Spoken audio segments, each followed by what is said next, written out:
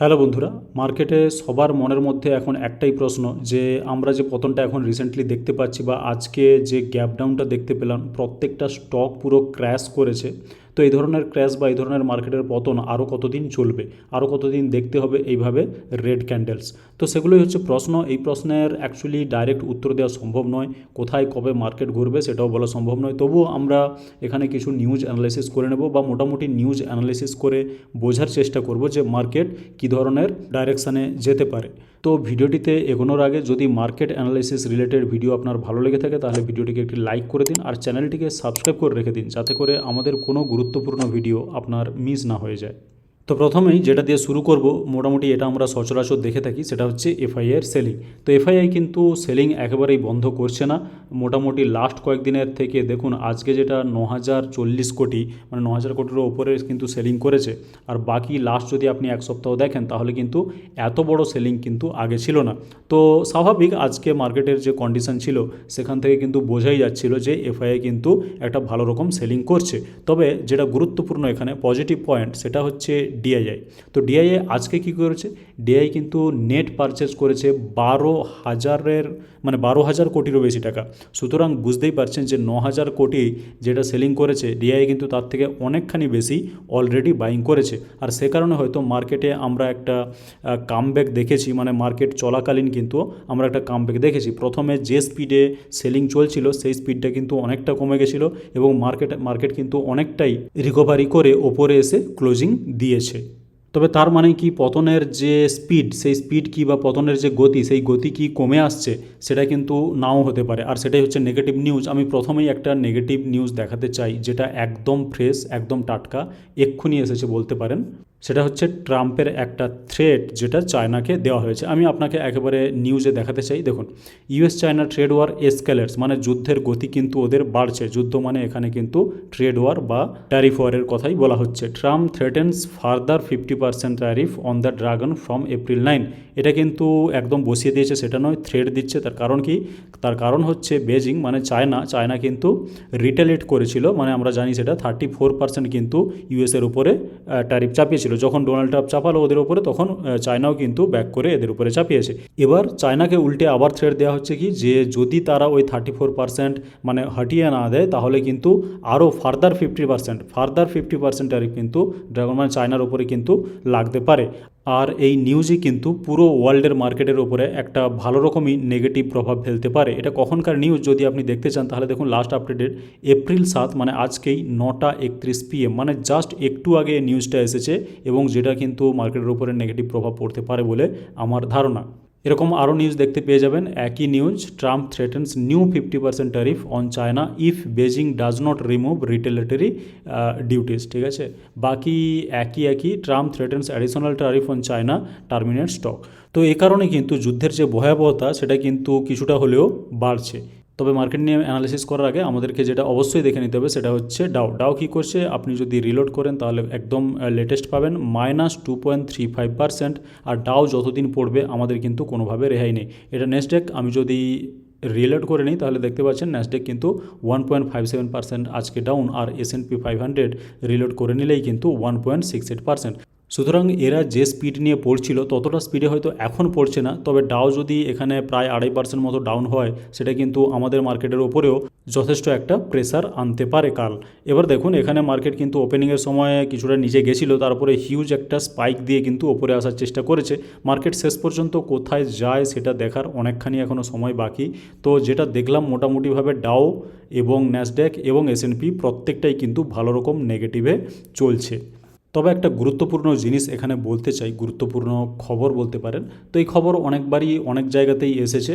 এখানে খবরটা হচ্ছে কিছুটা এরকম, যে Trump tariffs and trade tensions 3 reasons why India is best placed in Asia to outperform. মানে আপনি যদি আজকে এশিয়ান যে ইন্ডেক্সগুলো, সেটা হ্যাংসেং হতে পারে, নিকি হতে পারে, ঠিক আছে, সাংহাই কম্পোজিট হতে পারে, এগুলোর সঙ্গে যদি আপনি মানে এশিয়ান মার্কেটের সঙ্গে কম্প্যারিজন করেন তাহলে কিন্তু আজকে ইন্ডিয়ান মার্কেট তাদের থেকে যথেষ্ট ভালো পারফর্ম করেছে। তো এই নিউজটা আমি কেন দেখাচ্ছি? এটা এই কারণে দেখাচ্ছি যে হয়তো ইউএসএতে অবশ্যই নেগেটিভ হচ্ছে এবং তার একটা নেগেটিভ প্রভাব সব জায়গাতে পড়ছে, তবে ইন্ডিয়ার ওপরে কিন্তু কম পড়ছে। আর এই ব্যাপারটা কিন্তু মার্কেটে আপনাকে অনেকটা হলেও স্বস্তি দিতে পারে। তার কারণ হচ্ছে বাকিরা যেভাবে পড়ছে আমরা কিন্তু সেভাবে পড়ছি না। তো এখানে সেটাই বলা হয়েছে যে why India is best placed in Asia to out perform.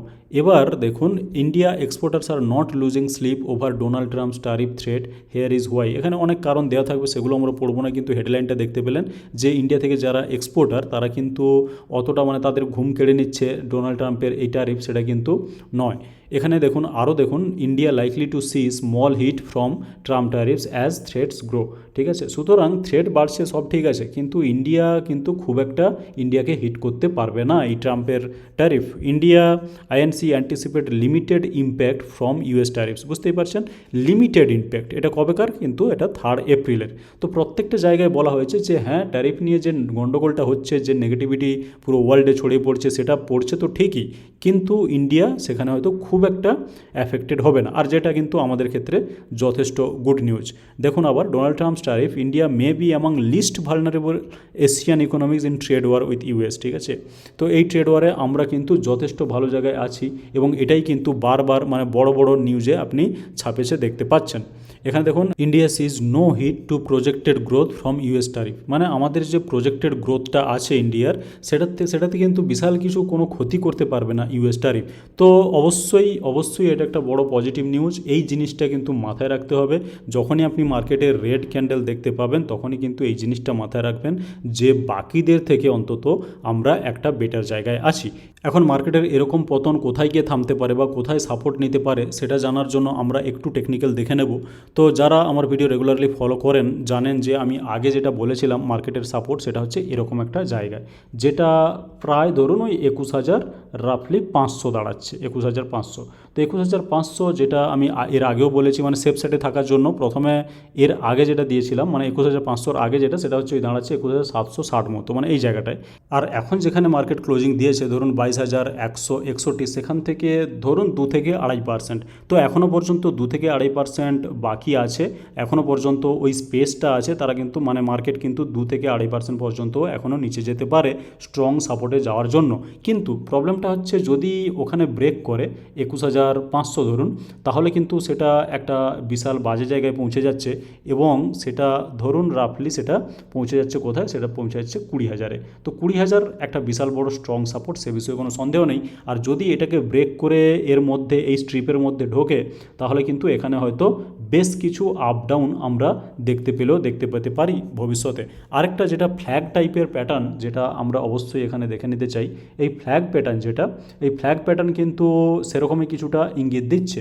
কারণ আপনি যদি এখানে ফ্ল্যাগটা ড্র করেন, তাহলে কিন্তু ক্লিয়ারলি বুঝতে পারবেন। আমরা হয়তো এখানে ফ্ল্যাগের থেকে বেরানোর জন্য অপেক্ষা করব, তবে ফ্ল্যাগের মধ্যে কিন্তু অলরেডি আছে, এবং ফ্ল্যাগ থেকে নিচে কিন্তু অনেকটা স্পেসও আছে।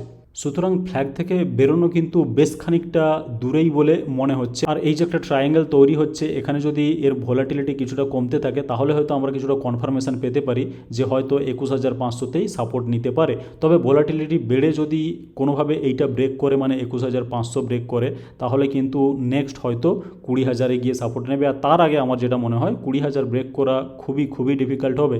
সে কারণে এই মাঝে হয়তো আমরা একটা ভোলাটিলিটি দেখতে পারি। এটা হলো ফ্ল্যাগ প্যাটার্ন। আপনি যদি একটু ইন্ডিকেটর লাগিয়ে, যেমন যদি বলিঞ্জার ব্যান্ড লাগিয়ে দেখতে চান, তাহলে বলিঞ্জার ব্যান্ডসের ঠিক কোন জায়গায় আছে দেখলে অবাক হবেন। এখানে এই যে বলিঞ্জার ব্যান্ড, এটা কিন্তু ব্রেক করে নিচে চলে এসেছিল, তবে দিনের শেষে কিন্তু মার্কেট ক্লোজিংয়ে এমন একটা জায়গায় গিয়ে হয়েছে, সেটা কিন্তু বলিঞ্জার ব্যান্ডের ভেতরে চলে এসছে। আপনি যদি জাস্ট 1 ডে চার্টটা দেখতে চান, সেখানে কিন্তু আরও কিছু পজিটিভ জিনিসপত্র পাবেন। তো 1 ডে চার্ট দেখার জন্য আমরা চলে এলাম এখানে। এইটা হচ্ছে 1 ডে চার্ট। এখানে দেখুন কী ধরনের রিকভারি কিন্তু দিয়েছে। তো মার্কেট এরকম একটা জায়গায় ওপেনিং হয়েছিল, তারপরে কিন্তু যথেষ্ট স্ট্রেংথ দেখিয়েছে, এবং শেষে কিন্তু কিছুটা হলেও ওপরে গিয়েই ক্লোজিং দিয়েছে।